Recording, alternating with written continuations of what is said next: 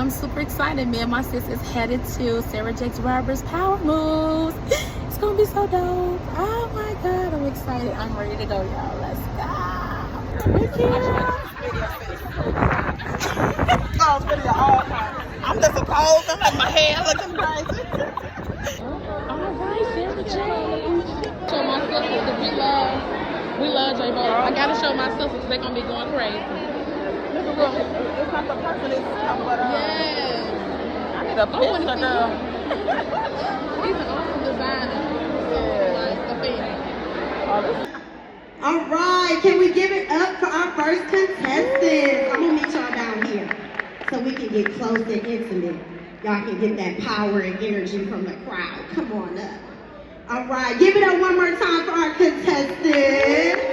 Hey girl, you looking cute, I heard that.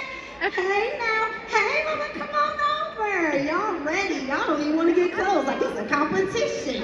It is, but so many people who we admire, who have great influence, we say, hey, those people are powerful, not recognizing that before you can make a power move that people can see, you have to allow power to move inside of you.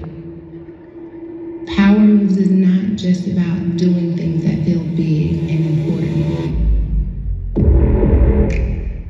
Power moves is about allowing power to move through you. Being sensitive to the moments where power is moving so that you would just allow yourself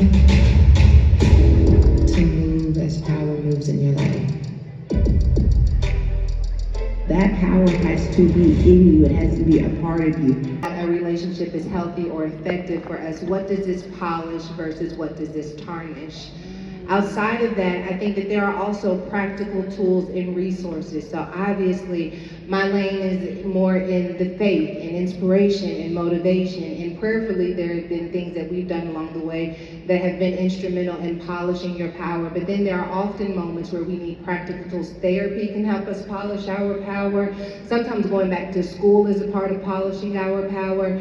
And so one of the things that we wanted to give away while we were in your city as well was an opportunity for someone who wanted to continue their education or to get a certificate in a specific area. If that your name comes to mind, can you just tell me, what do you even think about this concept of our power being clamped down by generational curses, mindsets, and experiences that have clamped our flow? And a lot of times, you know, I've been listening to you, and firstly, thank you for having me.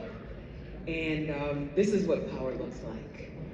And power is courage, because in a world that continues to tell you to be somebody else, it takes a lot of courage to be yourself. And I think, you know, when I wrote those prayers, the Lord really opened up the realm of the Spirit and began to show me the forces that we were working against and the power we had to overcome it. And it started with prayer. And I think making your move is different from making a move. Wow.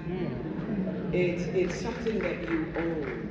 And just to give you a soundbite, you cannot outperform your current concept of self, nor rise above the level of your self-worth. And Can you say that again? You cannot outperform your current concept of self, nor rise above the level of your self-worth.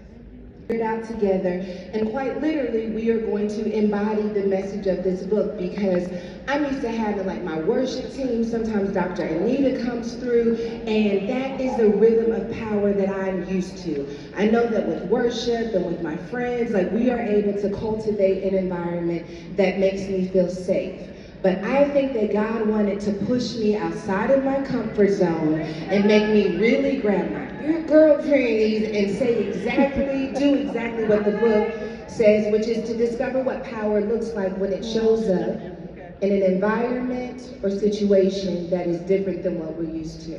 That often we are receiving spirits that don't come from God. And in a room like this, honey, shame dropped us off with the Spirit, fear dropped us off with the Spirit, and now the Spirit that God wants us to possess is at war with all the other spirits. And so I want you to do me a favor. I want you to grab the person next to you.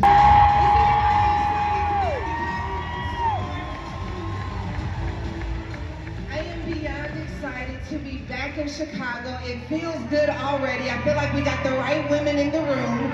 I feel like God's already decided that something supernatural is going to take place in this room. And so I just want to know, are you the one that God has caused all things to work together for us to